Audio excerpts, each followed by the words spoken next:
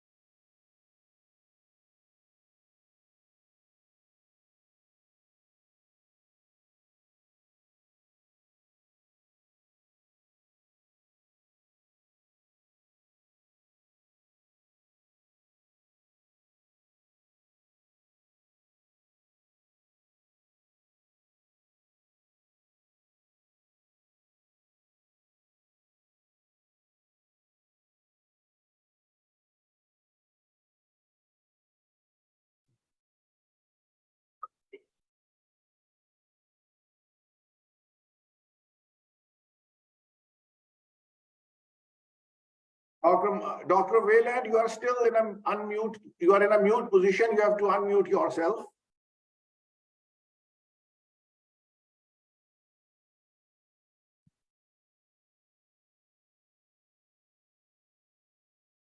Dr. Martin, you have to unmute yourself, please.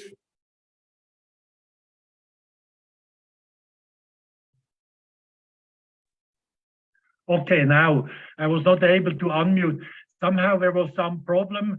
Suddenly we were interrupted. Sorry, I will have to.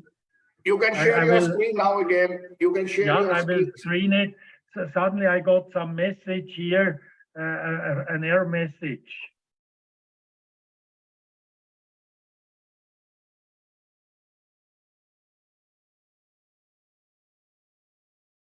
Ah.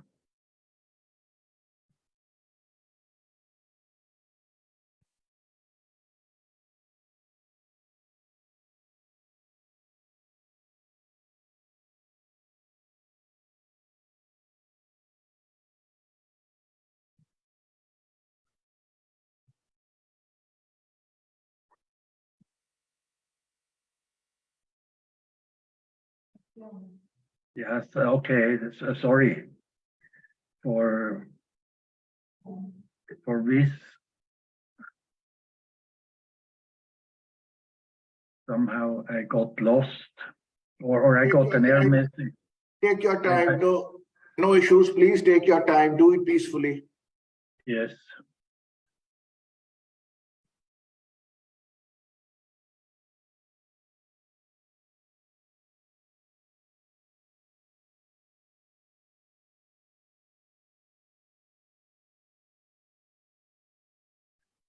Can you see it?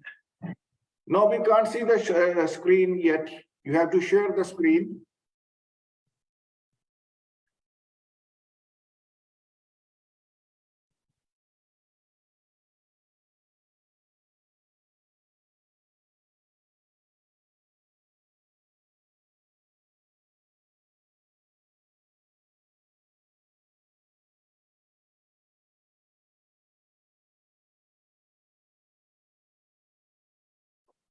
Yeah, you Can got you it see now. it?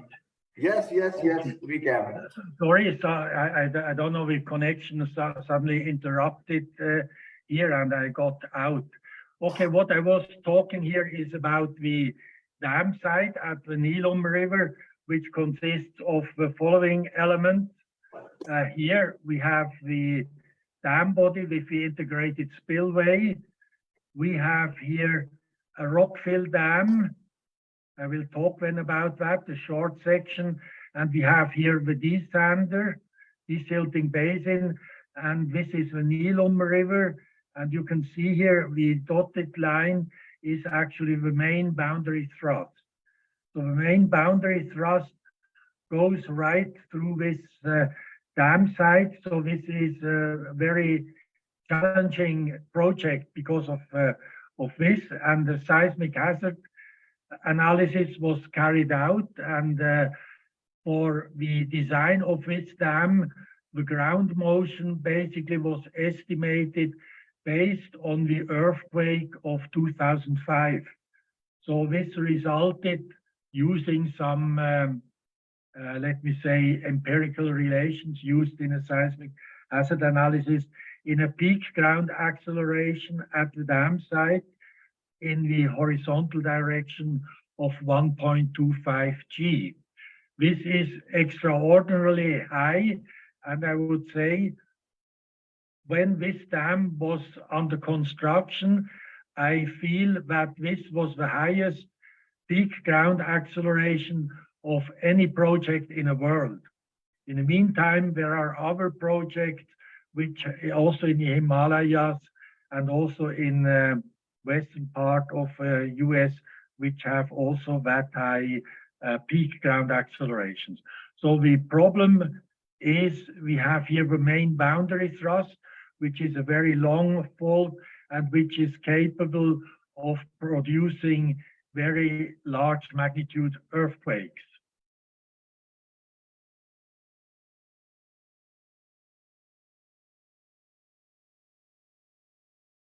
Somehow I'm not able.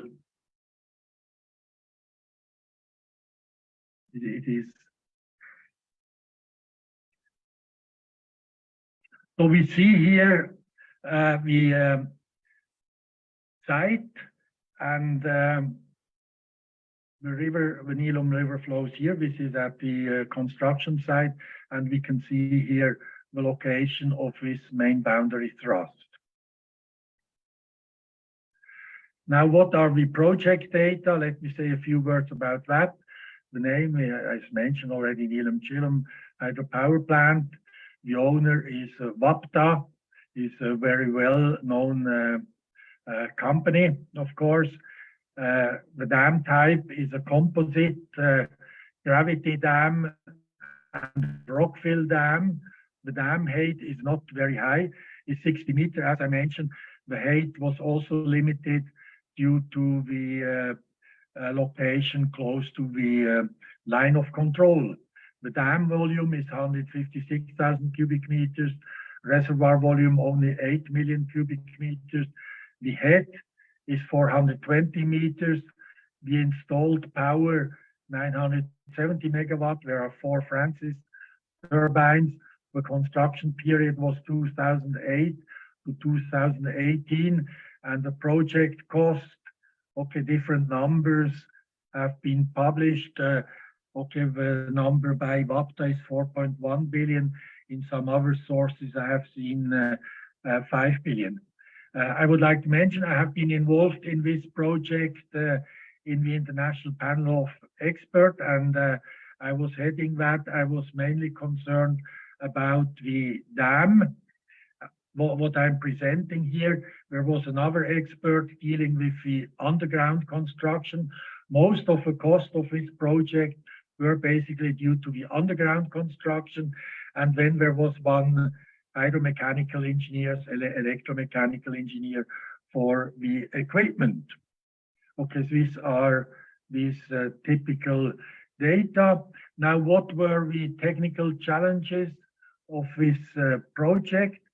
The main technical challenges were basically number one, the earthquake ground shaking, I mentioned already, of 1.25 G in the horizontal direction. This is the peak ground acceleration for what we call safety evaluation earthquake, which the dam must be able to withstand without uncontrolled release of a reservoir. The second challenge is that there is this active fault in a footprint of a dam. This is a main boundary thrust, as I mentioned already, one of the main faults of the Himalayas, and it was estimated, let me say, also based on the observation made on the 2005 earthquake. This 2005 earthquake did not occur along the main boundary thrust, but along the Muzaffarabad fault. But at that time, the maximum fault displacement was of the order of about 3 to 4 meters.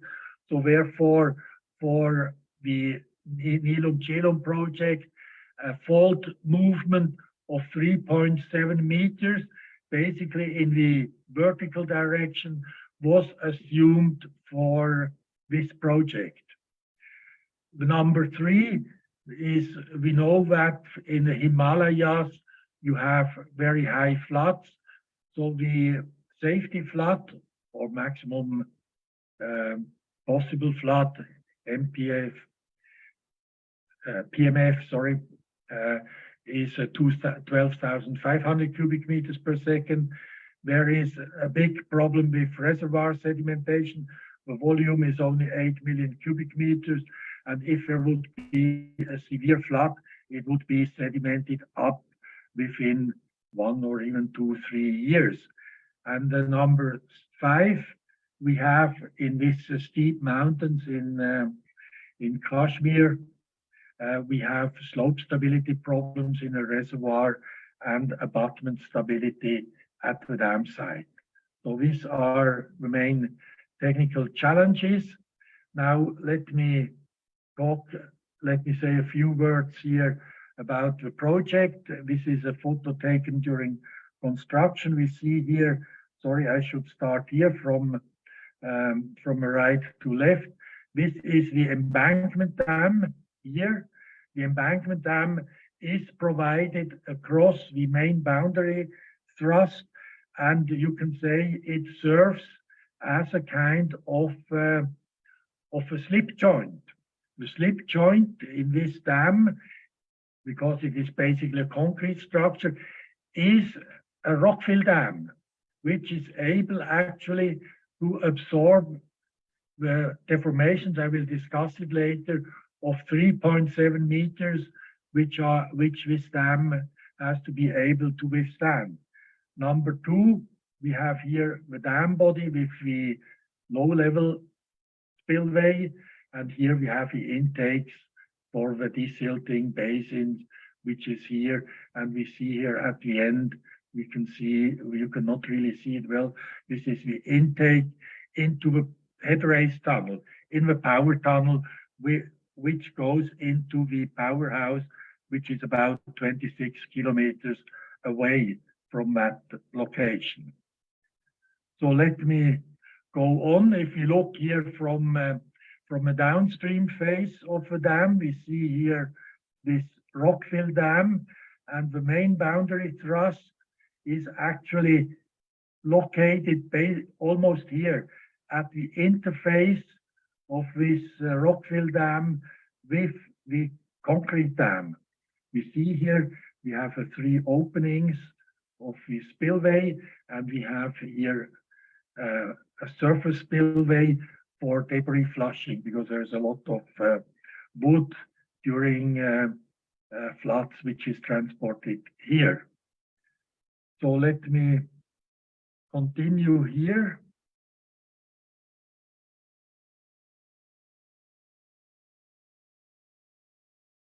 Okay, this is another view of the dam body.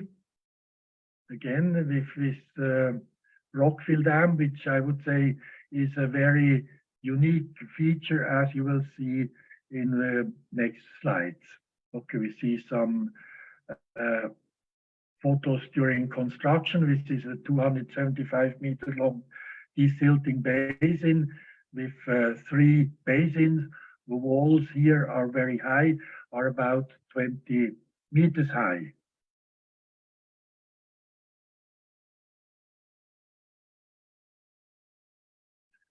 You see here on the left bank of the river, we have a retaining wall because these walls are very high.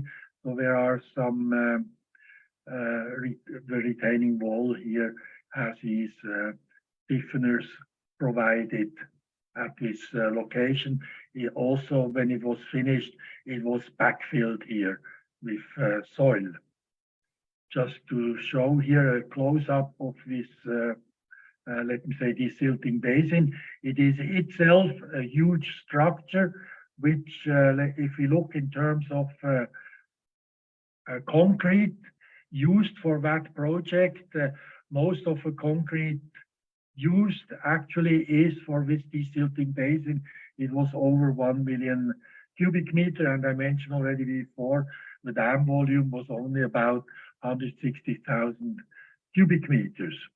We see here, I would also, let me say, for my Swiss colleagues, it is quite interesting to see that for all these constructions in a desilting basin, the thickness of these walls at the base are about 5 meters, and the reinforcement which is used here throughout this project has a diameter of 36 millimeter.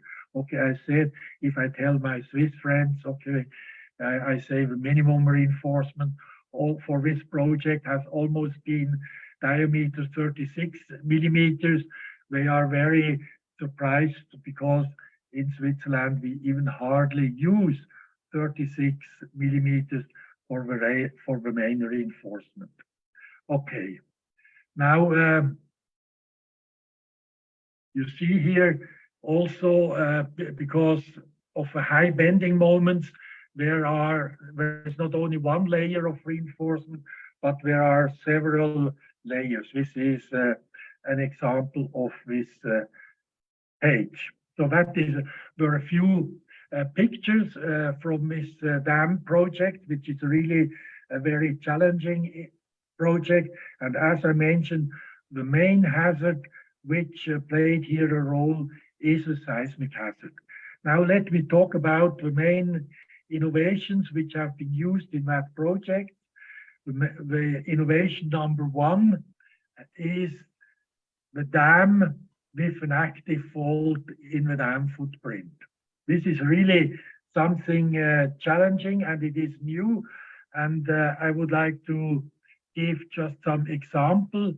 This is a picture of Clyde Gravity Dam in New Zealand. Is a 102-meter high concrete dam, and during excavation, people have detected a kind of a fault in a footprint, and it was declared as potentially active. And based on that, because the excavation was going on, they had to change the project and to install a slip joint here. And therefore, this project, I will say a few words about this slip joint, how it looks like. Therefore, in the initial phase of the Neelum Jhelum, people were also thinking of a slip joint, and they were referring to this Clyde Dam project in New Zealand. Now, if we look during construction, you see this joint, I must say, the movement of this fault was relatively small compared to the movement of that in the Neelum Jhelum project. I said we had about the estimate is about 3.7 meters. Here it was about 1 meter, mainly in the horizontal direction. But the faults, if we talk about the faults are not vertical faults in generally. They have some dip, and here also, this is also the case. So the construction of this slip joint, as we can see here, is a quite challenging. And you can see here, this is the upstream phase. The slip joint has some width here. It's actually several meters, and it has to be plugged.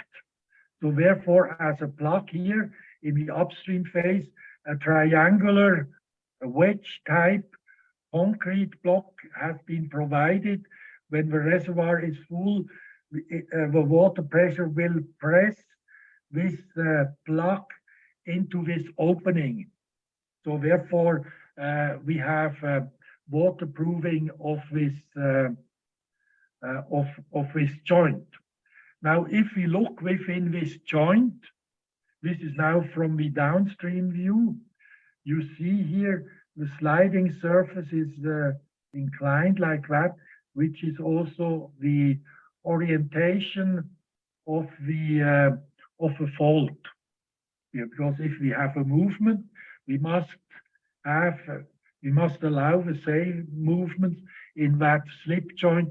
Otherwise, we will have some difficulties. It is quite obvious. So now, if we look from inside, as I said, it is several meters. And if you look to this triangular wedge, this is this location of this wedge when it is closed. And you can see when we open it, what is here is only very small. But the width of a wedge is basically this wide on the upstream phase, on the water side.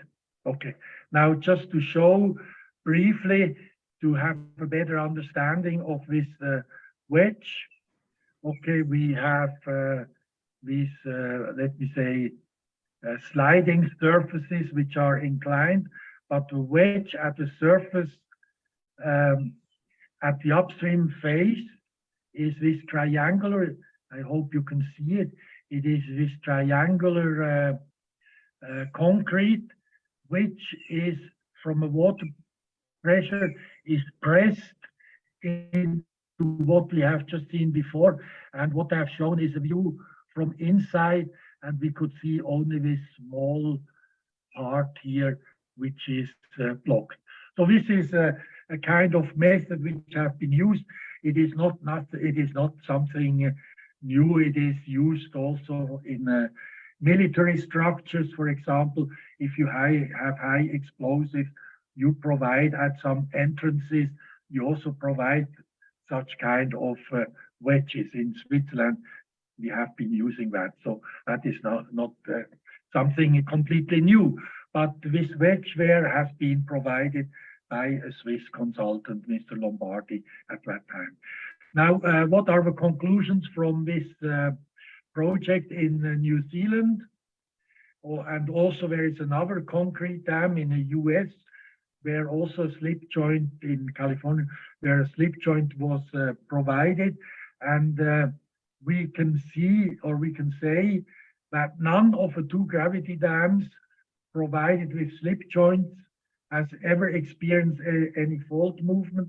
Therefore, it is actually not known if they work as planned, and most likely people think they will not work as they have been designed for. Okay, but we do not have the information. Number two, construction of a slip joint and fault treatment here in New Zealand has almost doubled the dam cost and caused substantial delays. So to build a slip joint is a really a headache which has large implications on cost and also on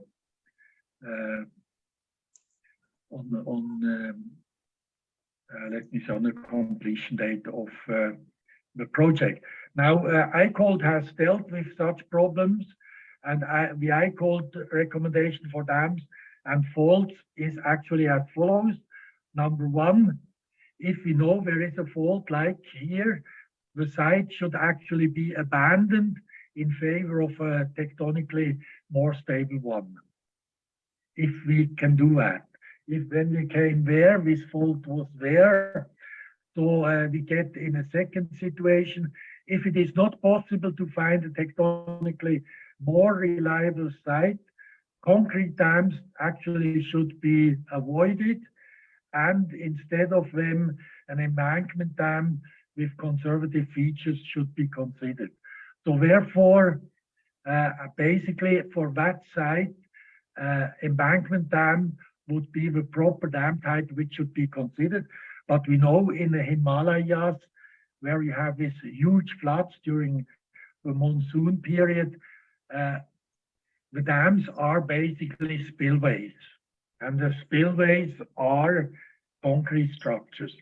So therefore, the solution was originally to have a concrete structure with a slip joint, but as a slip joint, it doesn't work, most likely. We have to provide there now, instead of a slip joint, we have to provide an embankment dam, because this embankment dam basically acts as a slip joint. Why do we have this problem?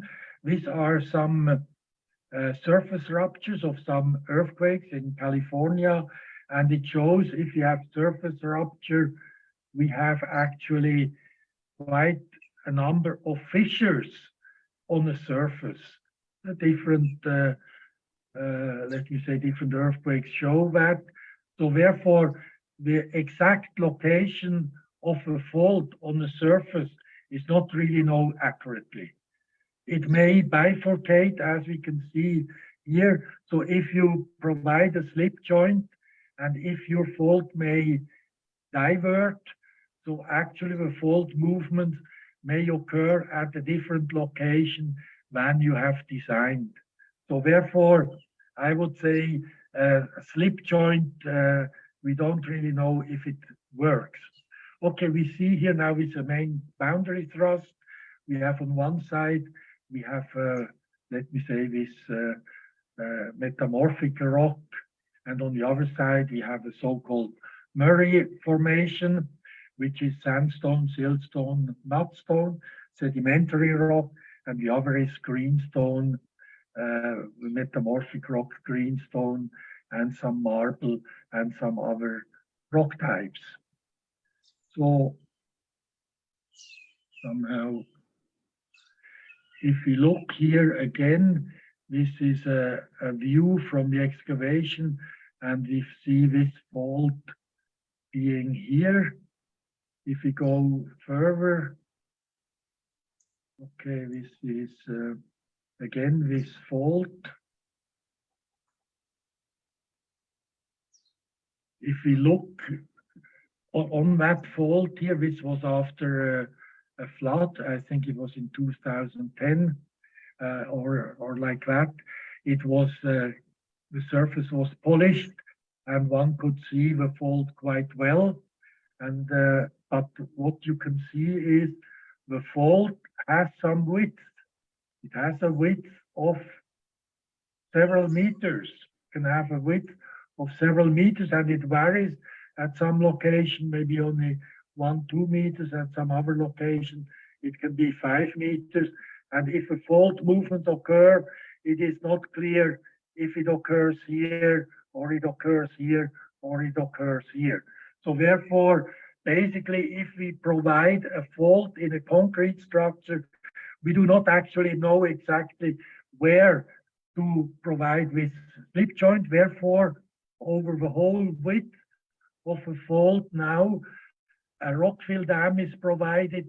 So it doesn't matter where along this fault, in a case of a strong earthquake, a fault movement will occur. Okay, this is quite important. Now, let me say a few words about this fault. This fault, when there was some geological investigation, the fault originally was assumed to be here by the geologist during before dam construction. So therefore, it was planned to have this concrete structure, which is here until here. and this part would be the Rockville Dam.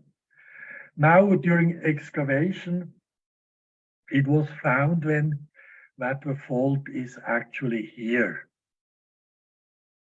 Is a red line is about 5 meters inside from the originally assumed fault displacement. So therefore, this fault line, if we define a fault line, but I've said already, the fault has a certain width, it intersects actually the concrete structure, the dam spillway structure at the location of a surface spillway, and the tip of the slope of the fault is like that, and the movement which is anticipated at this location is an upwards movement of a right bank of about 3.7 meters. So what is now the kinematics? We have to look into the kinematics. If now a fault movement occur, the idea is to have an interface, a slip surface here, and if we have this movement occurring here, it will distort this dam, this embankment dam, and it will move it upwards about this 3.7 meters. But this here, it is already in a rock, so therefore, from the footprint, from the excavation down to the intersection with the main boundary thrust, a special treatment was required. Therefore, I've given it here with the dotted line, and I would explain it. So the analysis is a pure kinematic analysis where we assume the movement, it is quite steep, and that if the fault movements occur, it will just move up the block. This part here will move up and give some thrust here to the dam, but the dam here is very rigid. Okay, so let me now look how it is. This is the excavation of this of a dam footprint, and what is provided in this case is a number. If I go back here along this line here, it must be ensured that this mechanism actually works, that we can have a sliding upwards along this line. So therefore, along with also through the rock. So therefore, at this location, a number of drill holes were provided, which I'm just showing here. So we are drilling here some drill holes from the surface of the foundation of the Rockville Dam to the location of the main boundary thrust, which is at the depth of about 20 meters. So this is the ongoing work, and I would like to show a few. Okay, you see here all along the dam body, they were doing this drilling to actually a perforation of the footprint of the Rockville Dam. So this perforation has been done with 2 rows of drill holes, and this we can say is a kind of a fail-safe mechanism to ensure that the rock will fail at this predefined location. So therefore, there were a number of drill holes. The green one were 20 meters deep at a spacing of 1 meter, going down to the main boundary thrust, 20 meters deep. And there are also drill holes only for perforation of the concrete, because the base of the Rockville Dam was a concrete base 5 meters thick. So you had to basically also to ensure that the fracture is within with concrete. And to ensure that, actually 2 rows have been provided of these drill holes at the spacing of 0.5 meters. So that is the main boundary thrust, let me say, treatment. And if we look now, it looks like that. It shows that,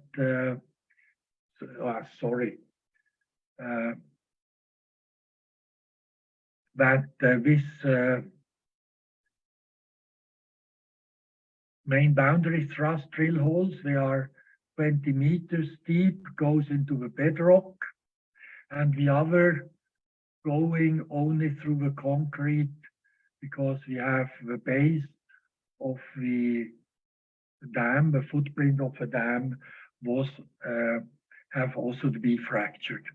So in order to prevent some, what shall I say, problems with seepage and so on, it was not really penetrating into the bedrock. These only provide fracture in a concrete. So we had, because of the problem which I mentioned already, that the fault now is actually closer to the concrete dam, which could not be changed. The geometry could not be changed, and the location could also not be changed of the dam. Therefore, this kind of treatment was required. I would just like to show here, this is an example of the hydraulic model test, which were carried out there. And it shows, what I wanted to show here is more that we have the rockfill dam, and we have the main boundary thrust, which goes along this interface with the embankment, with the concrete dam. Okay. Now, if you look in detail, a cross section through the dam itself, that it can work actually as a slip joint. It consists, as I said already, what we recommend in IGOLD for dams on faults. There are actually embankment dams on faults, also in Iran, there is some in Philippines. We have a core, and we have a filter zones, different filters, fine sand filter, coarse sand filter, and transition zone. And to protect the dam from internal erosion, it must be ensured that after an earthquake, with a movement of, here is this fault, of 3.7 meters, that these filters are still working. So that means the thickness of these filters for a vertical movement must have a thickness of at least 5 meters. With that, that means even after that earthquake, you still have enough filter which protects actually the core from internal erosion. That is the main issue. So to cope with fault movements in rockfill dams, you have to provide a wide, fine sand filter zone. Okay. So this is what has been done. This has been done at the upstream phase, and it has been done in the downstream phase. Okay. So if I move further back, of course, there were a number of technical problems. On one hand, we had what is shown here in green, in turquoise. It is the this main boundary thrust, let me say, slip in the foundation with a depth of 20 meters. And we have, of course, also for dam projects, we have a so-called grout curtain in order to prevent seepage around the dam. It is, this grout curtain is provided under all water retaining structures, under the concrete dam, rockfill dam, and also at the intake structure of a desilting basin. So we have here this, let me say, axis of a dam, basically, and along the axis of a dam, we have the grout curtain. So the grout curtain intersects basically with this slip joint, let me say, or perforation, rock perforation for the fall treatment. So therefore, and the rock here is already quite weak because we are in a zone of this main boundary thrust.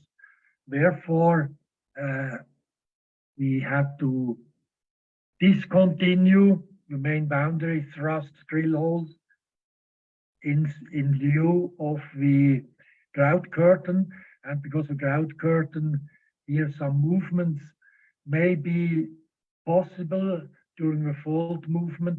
So therefore, there are 3 different layers of grout curtain provided, so that also in a case of a fault movement, the water tightness or the foundation tightness is provided. Okay, so that was a kind of a technical problem if we do this problem. Now let's have a look. This shows, this is a plan view. We have of what I have shown just before. We have a dam axis. This is a rockfill dam. This is a concrete dam. This is a location of the main boundary thrust, which has some width. And we can see here, there is the blue line is the grout curtain provided across the whole valley at the water retaining structures. And we have a widening of a grout curtain in the location of the main boundary thrust, as we can see here. Okay, and we have as I said, the 20-meter deep drill holes are given here along these green lines. Okay, these are kind of, people, geologists and so on, did quite some thinking about this solution, how we can have a safe dam at this location. So we see here, this is a construction, this is the, let me say, foundation slab where the rockfill dam is provided. It is about 4 or 5 meters thick, a concrete slab, and we see here the main boundary thrust, the edge of the main boundary thrust is located at this location. So the holes which I've shown here are along this line.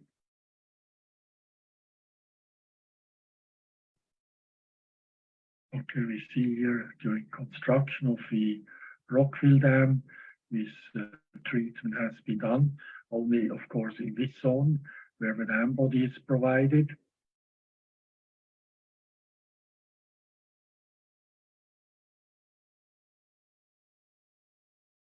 Okay, now let me say a few words about the contact between the gravity dam and the rockfill dam. This wall here is a vertical wall, but it is, of course, if you would do a rockfill dam, it would be preferred to have some slope. If you have a slope here, usually we say it should not be 60 degrees. Here, now I have again some unstable internet connection. Now this contact is vertical. It is, what shall I say, is not optimum, because if we have an inclination of this surface, if we construct the dam with a compaction. The dam is can be very well compacted. If it is steep, let me say the quality of compaction of the rockfill dam is less good. But here, because of the construction of this dam spillway structure, it had to be provided in a vertical way. But for dam construction, usually we would provide some inclination just for those who are interested in dam construction. Okay, we see here, this is on the right bank. This is with the abutment. Of course, here we have a proper inclination. We have here construction of the core is in progress. And as I said here, the core is the impervious element of this dam. So we see here again, the dam is clay, which was found somehow or had to be transported at some distance. And we see here, this is construction going on of this core. You see here from further away, this is a core, and what I've said here, the treatment is basically over this zone. Now this wall here, this is a dam structure, and this is the inclination with the abutment. Here you can see the darker zones are the filter transition zones. If we look into detail, you see if you have filters, we have here the rockfill, we have here, let me say, a kind of transition. We have here a coarse sand filter, and here we have a fine sand filter. Here, basically, it's only fine sand filter. The fine sand filter will protect, let me say, the core from suffering internal erosion. And this fine sand filter must be wide enough to absorb the ground motion. I said it's mainly in a vertical direction, but its geometry is inclined, so it must be able to absorb this 3.7 meters movement. And some parts, at least about 1 meter of this filter, fine sand filter, must still be functioning after this extreme earthquake with a displacement of 3.7 meter.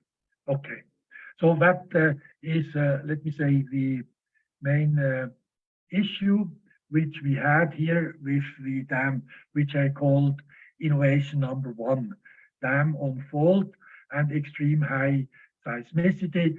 Of course, some people complained about high reinforcing contents which were provided because I think there are no similar projects in Pakistan or large infrastructure projects where a similar high reinforcement content was needed. It is because of extremely high seismicity.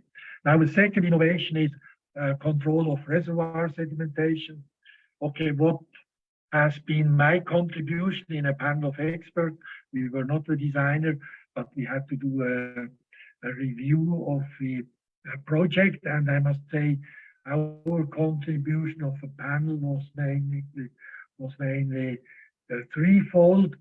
Number 1, we have shifted the dam site about 50 meters or a little more.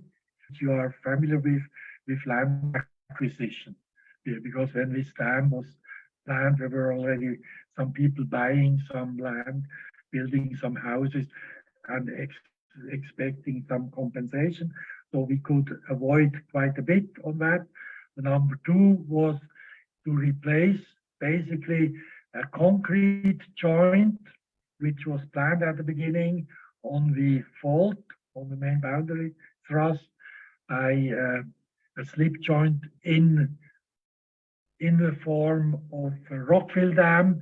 And number 3 it is a control of reservoir sedimentation by providing low-level outlets.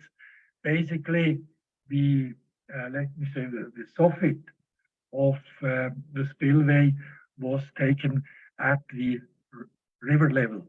So therefore, if you open the spillway gates during a monsoon, it will flush the reservoir and you will never have a sedimentation problem in this project.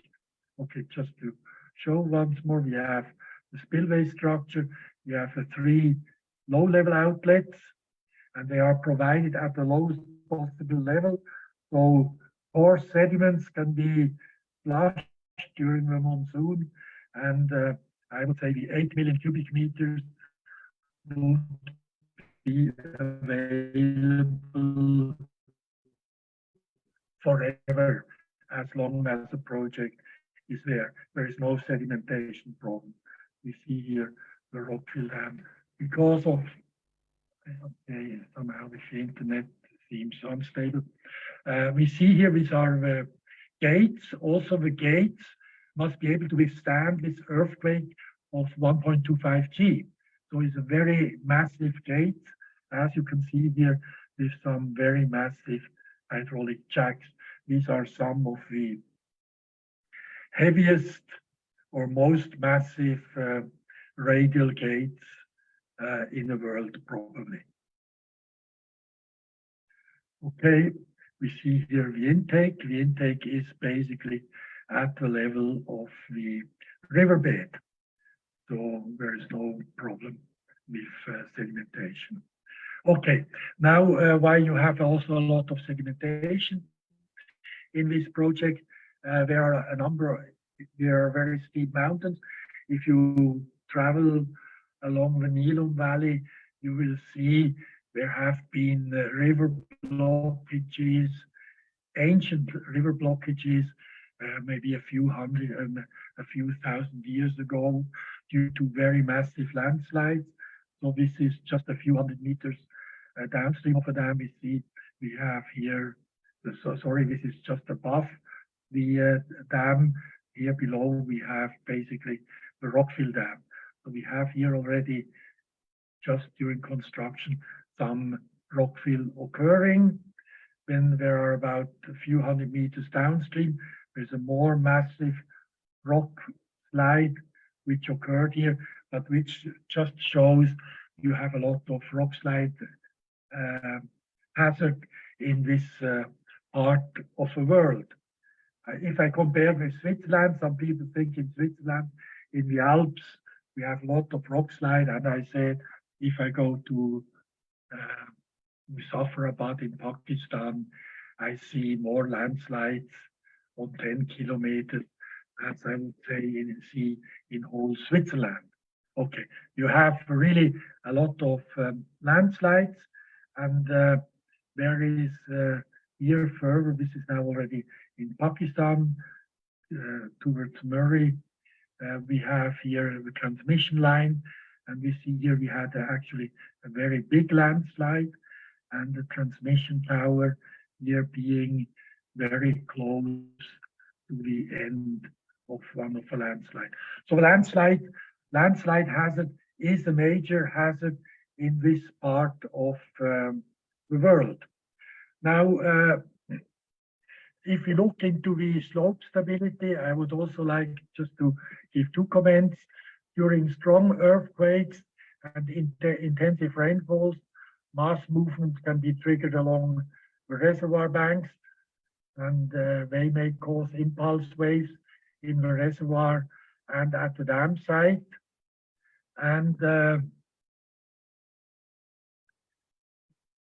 slide which I have shown on the right bank, just above the Rockfield Dam, they can be accepted as if they would cover parts of the embankment dam. It will not affect the embankment dam. I would also like to say a few words, and at the end, I would like to say a few more words about the layout of the dam. Now, let me say a few words about underground structures. I pointed out already, most of the cost of this project were actually due to underground structures. There were tunnels, access tunnels, power tunnels, head race tunnels, tail race tunnels, with a total length of 66 kilometers. And there are partly single tunnels. I talked here about the desilting basin. The desilting basin here. This is the intake, which we discussed, and the main fault we have here is a main boundary thrust. And here parts where we have a single tunnel with very large diameter, 250 cubic meters per second capacity. Then further on, we have two parallel tunnels, which were built by the tunnel boring machines. And we have again towards the powerhouse. This is a powerhouse. We have again a single tunnel. Now, I've mentioned we have the fault, we have a main boundary thrust at the dam side, but we also have the Muzaffarabad fault. And the Muzaffarabad fault is a fault which moved about 3.3 to 4 meters during the 2005 earthquake. So we have to cross this fault here. In addition, we have to cross the Jhelum River. And here we have, let me say, this is the head race tunnel, powerhouse, and here we have a tail race tunnel. Maybe you have read in the newspapers in Pakistan that there are safety problems with the tail race tunnels, and that the dam is now, as I have heard, is not in operation because of its damage in the tail race tunnel, which is a pressurized tunnel. Okay, actually, we are no longer involved in that. There is a separate panel looking into that, so therefore I cannot tell you much about this tail race tunnel. But let me just say once more, the problems we have in the tunneling is you have a lot of overburden, maximum 2,000 meters, which is extremely high. We had a Muzaffarabad faulting, which moved 3 to 4 meters in 2005, and we had the Jhelum crossing. So these were the main technical, let me say, difficulties or problems. We see here close, I have shown, this is the location of the Muzaffarabad fault. The Muzaffarabad fault at the surface, you can see, is maybe 100 meters wide. It disturbed there the soil, and we have many cracks near the surface, and the tunnel here went through this fault at the depth of several hundred meters, about 500 meters. Okay. So most of the tunnel was excavated by drilling and blast, but a lot was done by TBM. 2 TBMs were provided, and this actually large TBM, 8.5 meters, is one of the biggest one with 2,000 meters. Also, there was no experience of TBMs in this difficult rock condition, in this Murray formation consisting of sandstone, mudstone, siltstone, and sandstone being very rigid. It created high stresses in the sandstone, and which caused a lot of rock bursts.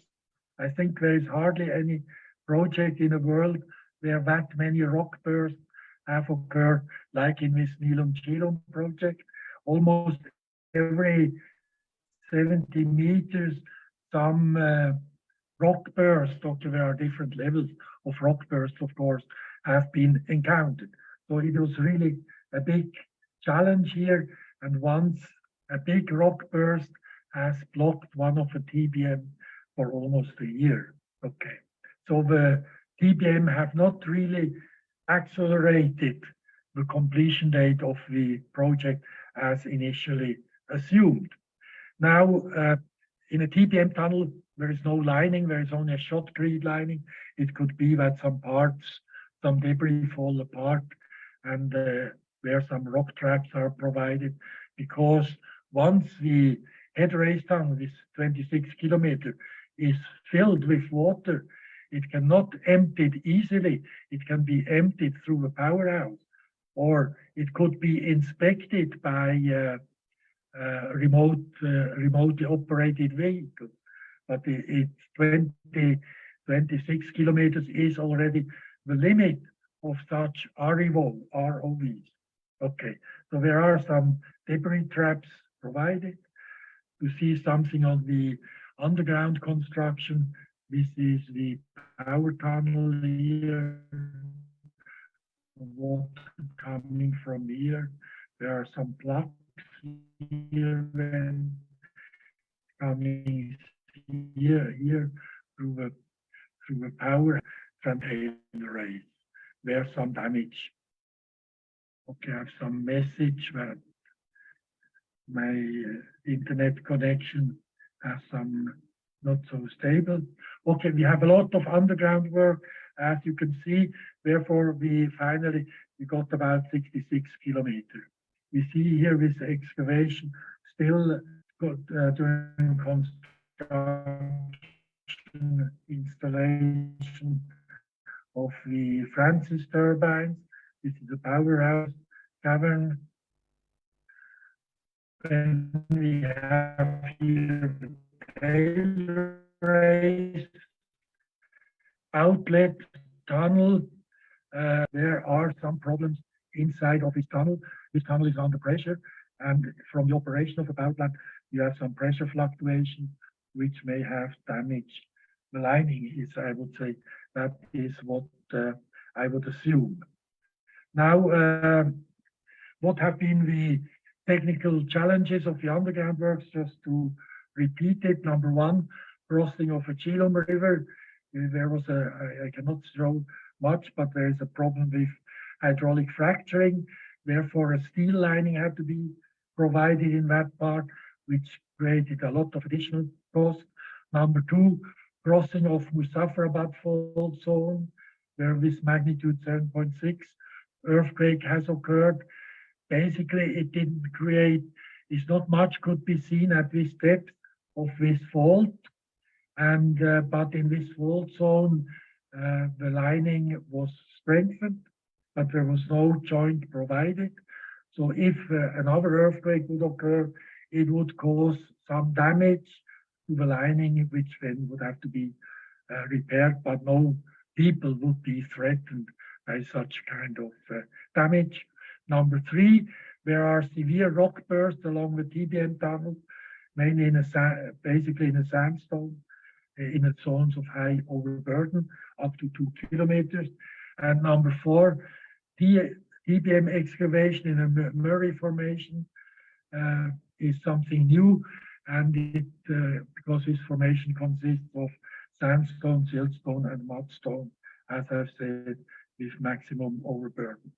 Now, for structural engineers, this is the switch yard constructed on a plain surface, and we know in mountainous regions it's difficult to get plain regions, so therefore such switch yards are partly on excavated land, basically on rock, and partly on fill. And as you know from your earthquake codes, fill is the worst foundation condition in a seismic design. So therefore, let me say the foundation of this equipment, basically, which had very high center of gravity, which is vulnerable to overturning, it was kind of a problem in the fill area, as the intensity of a ground shaking is very much higher. I should say, with respect to a peak ground acceleration of 1.25 G, the switch yard doesn't have to be designed for that high value. It was designed for about 0.4 G, because the return period of the switch yard of the let me say design earthquake, it could be done according to the Pakistani seismic building code, because there is no difference if it would be a surface power plant switch yard of a surface power plant or a switch yard of a hydropower plant. So there are no special features, but for the powerhouse, which I've shown before, what is special, this is several hundred meters underground, 500 meters underground, so peak ground acceleration at greater depth is reduced. So the peak acceleration there was about 0.6 g. So it's only about half of that at the surface. But as I mentioned, also the powerhouse does not have to be designed for the high accelerations like the dam, because if a dam fails or a part of a dam, it may cause flooding in a downstream part, even down to Muzaffarabad. Okay, so therefore, the main safety aspect is the safety of the dam structure, and the other parts do not have to satisfy the same high safety standards. Okay, this has to be kept in mind. For example, a power tunnel doesn't have to withstand the strongest earthquake, because if a power tunnel fails, nobody gets killed. So therefore, we can lower the seismic safety standard, but it will have to be repaired. Now, to come to the conclusions here, this is a very challenging project indeed. It is a design of a composite dam and spillway dam, and the design of a spillway gates, which have to be designed for the safety evaluation earthquake. Also, some of the slopes have to be checked for the safety evaluation earthquakes, basically the slopes at the intake, which could block the intake of a spillway. So therefore, such slopes would have to be checked also for the worst case earthquake ground motion at the dam site. Okay, so the second one, the design of a rockfill dam across the main boundary thrust fault zone has a slip joint, or has been provided as a slip joint, in order to cope with fault movement of up to 3.7 meters, which cannot be localized exactly within the fault zone. So, as I've shown, the fault zone can be several meters wide.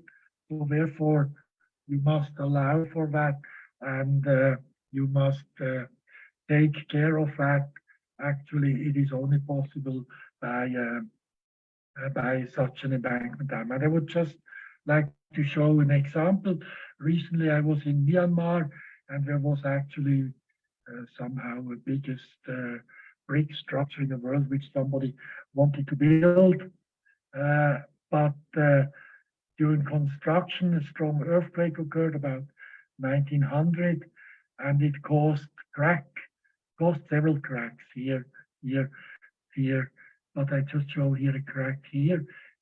As I said, it's the world's biggest brick structure.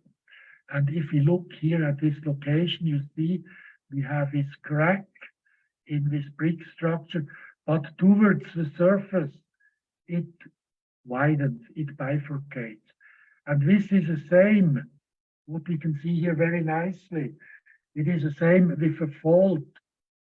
If you have actually a fault zone, if we have some fault displacement at great depth, like in a Muzaffarabad fault, where we could hardly see it by the excavation, but at the surface, it can spread a lot. We have a large surface fracture, which gives sub-fractures at different locations, but you do not know exactly where it is. So therefore, you have to assume that it may occur everywhere. And the last point here, number 3, in order to control the silting up of a reservoir, there is an arrangement of 3 spillway openings as low level outlets.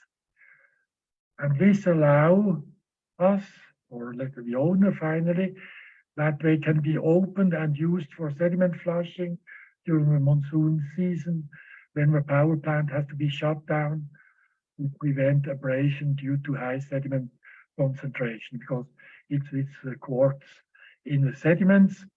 And By this annual flushing procedure, silting up of a reservoir can be avoided completely, because you read a lot of silting up. I think you have heard a lot on Darbela Dam, for example, in Pakistan, which is also a reservoir, huge reservoir. Indus River is silting up, and it may silt up in another, I don't know, 50, 100 years. It's difficult to predict. So therefore, there were some, let me say, studies going on how this silting can be removed. So therefore, here in this project, we do not have any siltation problem. Okay, there are projects with no siltation problems. It does not mean everywhere you must have siltation problems. And finally, the last word I would like to show here is with the dam. Sorry, I just it's an important issue for the layout of this project, which I would like to address. Sorry.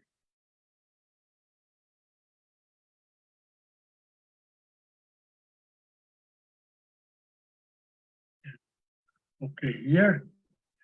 Okay, we know if, for example, you cannot open the gates here in the spillway, and here also these are blocked, then this dam will be overtopped. If it has the same elevation as a concrete structure. So this rockfill dam will be overtopped, and if we have embankment dams overtopped, we have some erosion taking place, and these are vulnerable places or vulnerable parts of rockfill dams. So therefore, if you do some composite dam consisting of a rockfill dam and concrete dam, actually the embankment dam should be 2 or 3 meters higher, the crest elevation, than that of the concrete dam, because if you have problems with the spillway gate, the overtopping will be over the concrete structure, which is unproblematic. Okay, you prevent overtopping of the rockfill dam. It's very simple.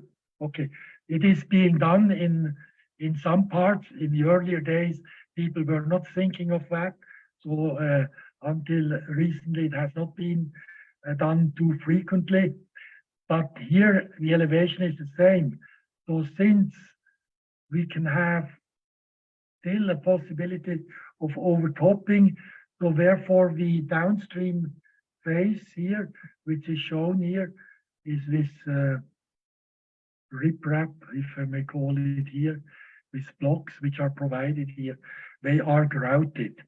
So by grouting these concrete blocks at the downstream surface, you prevent or you control the risk of erosion if this embankment dam should be overtopped. So this is, if you do some composite dams, the easiest case would be to make this part higher. Also, if you have, let's say, saddle dams, it is better if they are embankment dams, if the crest of the saddle dams is higher than those of the main dams, because then you do not have to look into a failure of saddle dams in the case of flood events. So this ends my presentation. So if you have any questions, thank you very much. I'm sorry, somehow I got with a weak internet location. I was again not able to continue in the way I started. Thank you very much, Dr. Wieland. The insight you have provided on this topic is remarkable, and I'm pretty sure the audience must have learned a lot about Neelum Jhelum Dam. Thank you very much for the lecture that we have given today, just now. So we have a few questions. First, I just want to mention that there is a gentleman among the audience whose name is Fayaz Hanif Sandhu. And Dr. Wieland, he has mentioned that he has worked with you on this project as chief geologist from maybe Wagda or some other consulting company. Mr. Fayaz Hanif Sandhu, he is among the audience. Okay, nice to see you. I still remember very well with the geologists who had to, in a difficult, let me say, topography to do with all this work. Yes, I remember very well. I have been there. I should say I have been in Pakistan for 14 times for this project, and I was always very happy.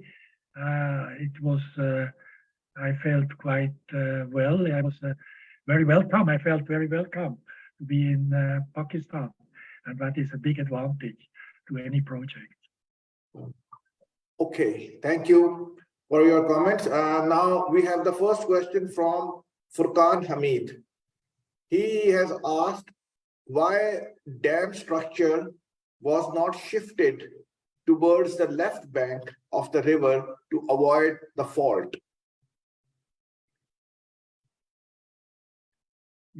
Yeah, when we were, sorry, but when we were involved, of course, the contractor had already the job and land acquisition was done, and there were already site preparations and the diversion tunnel under construction, partly, or they wanted to start with the construction.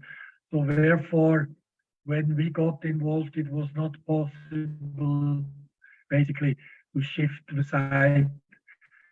Besides what we have shifted, we shifted just about, as I said, some 50 meters downstream, also in order to avoid some land acquisition problems, which turned out to be very difficult, or that I learned from this project, that land acquisition is not easy in Pakistan.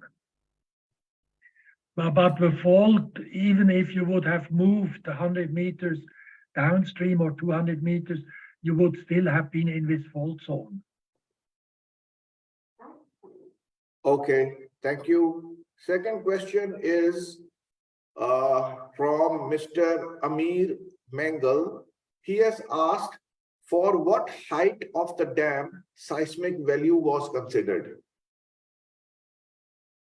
For what site? Height. Ah, well, okay, I said the dam is 60 meters, but there was a separate site-specific seismic hazard analysis being, which has been done, or it has been upgraded also after the 2005 earthquake. And I must say, according to ICOLD, we would say we propose, if you do a probabilistic seismic hazard analysis, we use the 10,000 years recurrence period. Now, in this case, since this Muzaffarabad earthquake has occurred with a magnitude 7.6, this has been used as the worst case earthquake, which may also occur along the main boundary thrust. Also, when the excavation was done at the dam site, there was no evidence of recent movements along this section of the main boundary thrust. But I must say, for the dynamic analysis, or for the analysis, all dynamic analysis have been carried out in a time domain. So therefore, it is clear, or let me say from a many analysis, if at the base you have about 1.2 G, at the crest elevation you have some amplifications on high dams up to 5 high gravity dams. In arch dams, it can be 10, 12. So at the crest, the acceleration, of course, is quite larger, and therefore the gates, okay, for the design of the gates, also the seismic input has to be taken at the trunnion, at the support elevation, which is not at the base, is not at the foundation level, but it is at the higher elevation in a dam. So it is slightly increased. I don't know if this answered the question. Probably not. Okay, now, Dr. Wieland, we have, this is a very basic question. I'm going to rephrase it so that it doesn't look like a basic question. It has been asked on Facebook by Irshad Khan. And his point is that from the building code of Pakistan, the acceleration for Kashmir is zone 4 is 0.4 G. So what was your criteria for taking the acceleration as high as 1.25 G? I know you have mentioned it in your lecture. It was based on the previous earthquake that struck Kashmir. So was it the basis or something else was also the criteria? Kindly specify. Yes. Okay. In a building code, you usually use return period of 475 years, which gives about 0.4 G in Pakistan. So this is for buildings, bridges, and but it does not include hydraulic structures. Hydraulic structures basically are excluded. That means dams. For dams, we follow the ICOLD guidelines. So for ICOLD guidelines, we say you have to design basically for the worst case ground motion at the dam site. And this can be achieved by 2 ways. One way is by selecting an extreme earthquake, which may occur due to the seismotectonics of a site.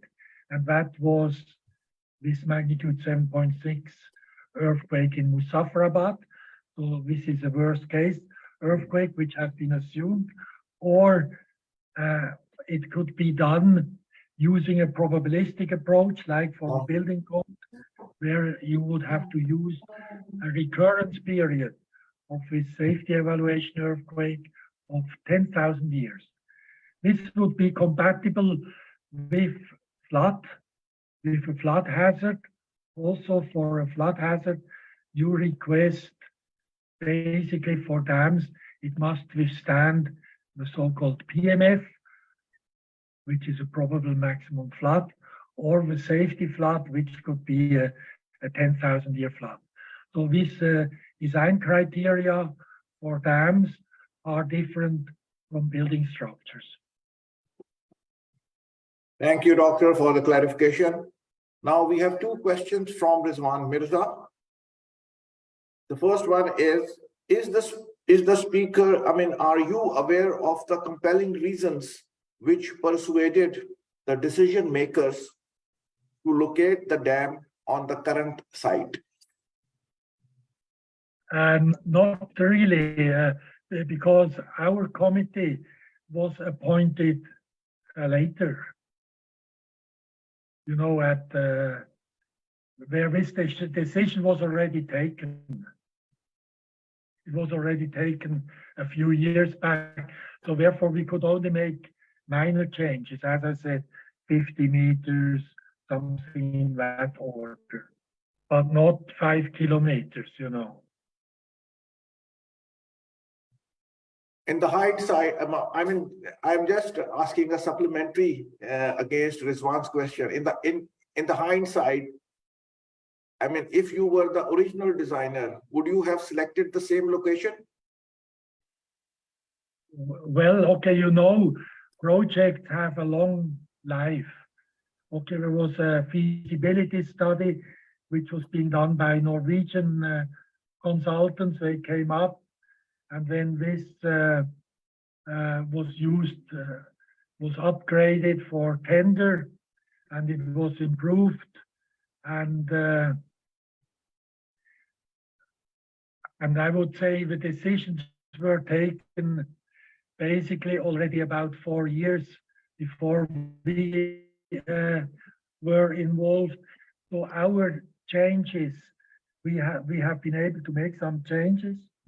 Also with a tunnel, there was basically assumed a siphon type tunnel in a Jhelum crossing. If there would have been a problem with the tunnel, it would have taken months for dewatering this tunnel and to do repair. Now we eliminated that, but we had to install a steel lining, which created more additional costs of, I think, at least $100 million or even more. Okay, there were some changes like that, which we were able to do in a tunnel, which were a little difficult already, that one. But the simpler one were at the dam side. We changed there this rock-fill dam on the main boundary thrust because the location was given. So we had to look, how can we deal with a problem? And it turned out that the problem can be dealt with this rock-fill dam, in our opinion. Of course, we also hope, everybody hopes, that you will not have a magnitude 7.6 earthquake at this location. We don't want that to happen in any project. Okay, but we are basically prepared to do that. So our, let me say, possibility to change was limited. It was done basically on technical reasons. But the original, let me say, layout, which I've shown, Neelum crossing, the Jhelum crossing, this was from the tender design, which was from the original design, where today probably people would not make the Jhelum crossing and maybe build 2 power plants instead of just one. So you could eliminate quite a few problems. Okay, thank you. And the second question from Rizwan is, intuitively, do you feel that in probabilistic terms, the safety of the project in question would match that of the well-designed dams in Pakistan? Basically, he's asking you to compare the safety of this dam with the other dams in Pakistan. Yeah, well, okay, the other dams, let me say Tarbela Dam, is also on faults, on seismic faults. But these faults have only been identified when it was built, because after it was finished, because there was some seismicity was recorded. And at that time, let me say, people declared easily faults as non-seismic, as inactive. Today, some of these faults are considered active, but the Tarbela Dam, being a rock-fill dam, one of the largest in the world, I must say, is designed in a way like we built this dam over the main boundary thrust in the Neelum River. So let me say, dams in Pakistan, some may also have some problems, different problems. I would say what we propose, I cannot really say how it is with Tarbela Dam and other dams built 40 years ago or so. Because the seismic design concepts at that time, so therefore my ICOLD committee, we have been proposing for a long time that the existing dam, the seismic safety of existing dam should be checked.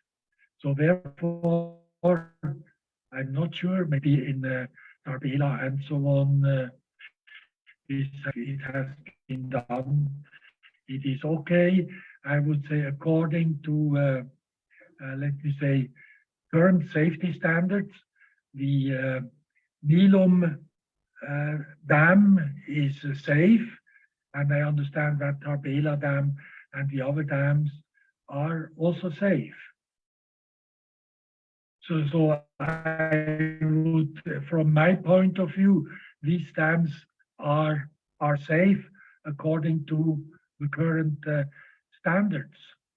So people, and the safety means if the strongest possible earthquake occurs, no people would be killed downstream of this dam due to the catastrophic release, or will be damage to the dam, which may have to be repaired after a strong earthquake. But the main issue is that nobody gets killed. Therefore, we have higher seismic safety standard for dams. Now we have a question from one of our participants on Facebook. His name is Zahid Shehzad. He's asking, what type of instrumentation is required for monitoring the fault movement for the safety of Neelum Jhelum hydropower project? Yeah, okay, usually one, you know, the movement will occur in steps. Basically, if you have a strong earthquake, like a Mustafarabad earthquake, you will have movements of 4 meters, let me say, horizontal, vertical, not only horizontal, not only vertical. So I would say for normal conditions, there would be no movements of fault. If you have small earthquakes, magnitude 4, 5, and so on, you would have hardly any movements along this fault. So you would do the monitoring after a strong earthquake. You would do, I would say, a geodetic survey to check that. But there is no special instruments provided there for measuring any movements. Okay. Next question is from Suhail Raza. He's asking, in view of the MBT passing right through the dam structure, active landslide areas nearby the other known geotechnical problems, was it a wise decision to locate the project at its present location? Well, this question was asked, but if you want to answer it in a different way, please do so.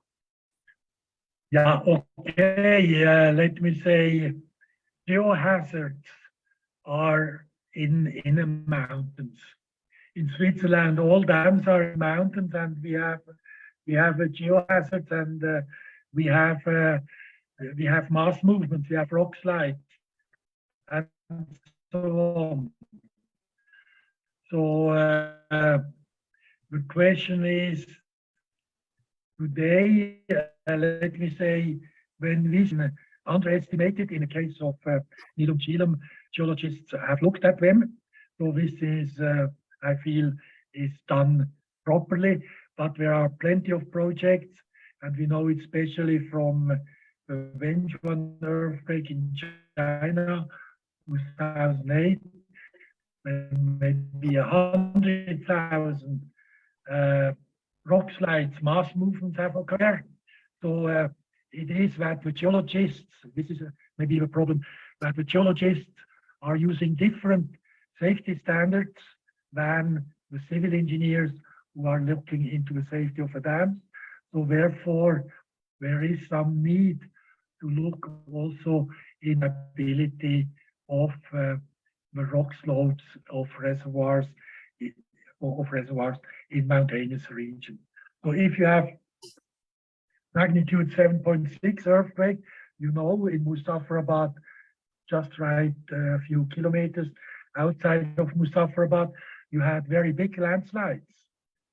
You have plenty of landslides, so you will expect landslides to occur. And I think the new dams being built Pasha, Diamer, Pasha, and Tazu in these reservoir areas, in the Karakorum high mountains, you will have landslides.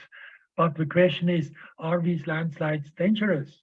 I would like to say, China Three Gorges project, I had looked in the safety and I think they investigated about 100 landslides. So if you have a landslide 50 kilometers away from the dam site, it is basically unproblematic. Also, if it is many million cubic meters.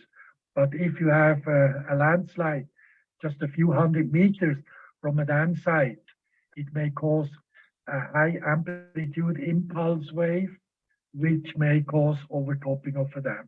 So one would have to focus mainly in the near field of a, for the rock falls. Now, in the case of Neelum, Jhelum, the reservoir is very small, so therefore rock slides basically may occur everywhere, and I would say it would be accepted if you would have some limited overtopping.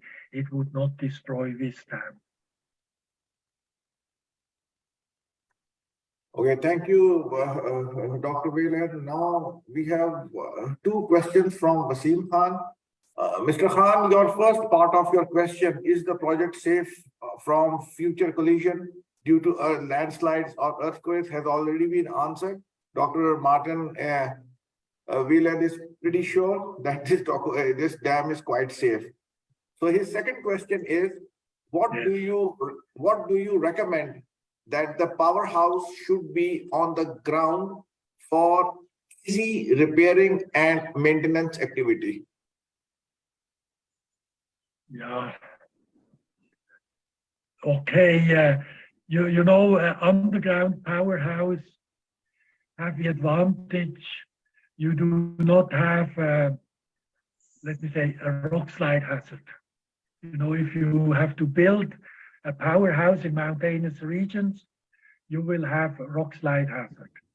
And basically, if you have a couple, even 1,000 cubic meters to protect that, will make it very difficult. It would be, I would say, surface powerhouses in mountainous regions are vulnerable to rock slides, rock falls. So I think it is a problem to find a good location, but it has some advantage because the construction could be cheaper than underground construction. Now, here in this case, it would have to be built near the Jhelum River. Jhelum River can have a big floods, and I've just seen some photos from last year, from a flooding in last year, or in Pakistan, severe flooding, where some switch yards along some nallas were basically washed away. So these powerhouses also would have some flooding hazard in the Jhelum River. So I would say in Switzerland now for this high-head projects, we would basically do now we would do underground powerhouses also, and in Norway also, and the original design was from Norway. So these people prefer that, but in Iran, I've seen for large projects, people have done also surface powerhouse, which needed, I must say, special protection, huge excavation for rockfall protection. Now I have hardly 3 minutes. So I'll just entertain two questions, and I will request Dr. Wieland very short answers, please. Yeah. It is from Sohail Raza. Was the height of the dam kept so low due to limitations imposed in Indus Basin Treaty? Yeah. Okay, the dam was not high. Not high because I've said the reservoir otherwise would have caused some political problem along this line of control. Otherwise, Okay. one would have used a higher dam. Correct. Now, the last question from Rizwan Mirza. It's again related to design, but let's ask this question again. Would it be fair to say that many design factors have apparently not been duly considered? No, this is not correct. I would say we had ensured that all factors for the parts we were involved, and we were not really involved in the tail race, which where we departed before the tail race tunnel was finished, where the problems appeared.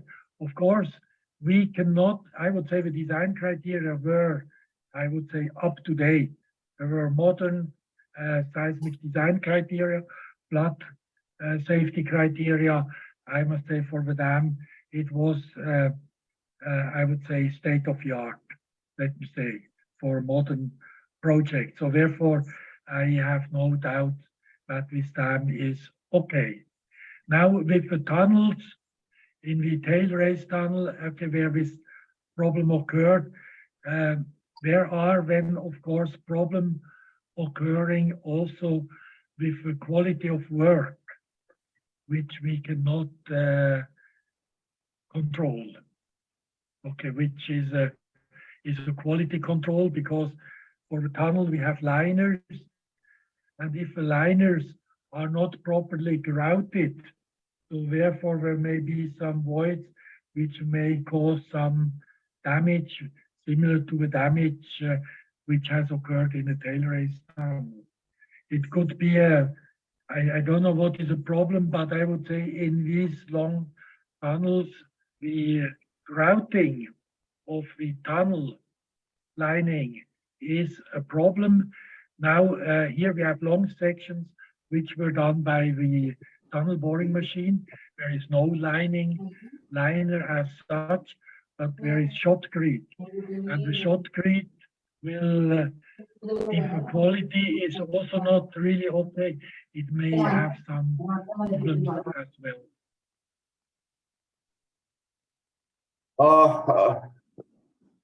Rizwan, I know you have one more question, but hardly any time has been left for me to close this session.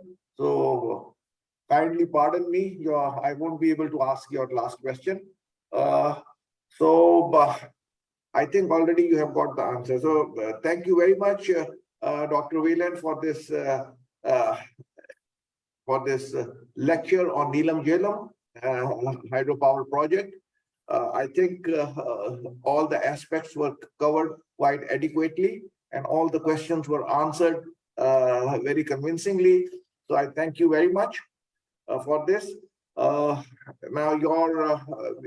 your certificate for the lecture and your shield, my coordinator Sadia Naveed will send you. I think within 7 to 10 days. Oh, sorry.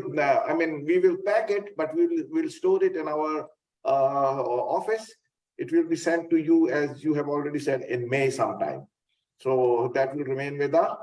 And our participants who registered for this lecture, they can collect their certificates from 23rd February 2023. 23rd February 2023, that is Thursday. And it can be collected from our office, 14A1, Block P, Model Town Extension, Lahore. And the person to be contacted is Ahmad Akram, whose telephone number is 0347-462-5111. So this was, I repeat the number, 0347-462-5111. The gentleman is Ahmad Akram. And the next lecture is on 11th March 2023. The topic is waste reduction through productivity enhancement. And our speaker is Dr. Ali Sajid. So this is the schedule for the next lecture. Dr. Martin, I just wanted to quickly tell you that we have a magazine of our society and a newsletter. Newsletter, I think, is published after is on fortnightly basis, and magazine is monthly or after 2 months. I'm not pretty sure. So as you were telling that about the earthquake in Turkey and the earthquakes and the dams around the epicenter of that earthquake. So if you want to contribute anything, we would love to have some stuff from you to be published in our magazine. And incidentally, the editor-in-chief of this magazine is Rizwan Mirza. You can see him on the screen. He's the editor-in-chief, and he would love to be in contact with you for this purpose. So I'm sure Rizwan has also heard. And if there is anything, Dr. Wieland, you want to contribute, it will be our honor to publish that thing on your behalf. Okay, thank you. So with these comments, we close today's webinar, and thank you very much for attending, and I will see you on 11th of March. Thank you very much. Yes. Okay, yes. Okay, Mr. Raza. Okay, nice to meet you. Okay, thank you a lot, and sorry for the problem that suddenly I was No, that's all. Technology is in always a hotel, actually. It was a hotel connection. So, okay. I mean, Dr. Wieland, the transmission was perfectly okay. Little hiccups up and down, it always happens. Don't worry about it. Thank you very much. Okay, look. Okay, very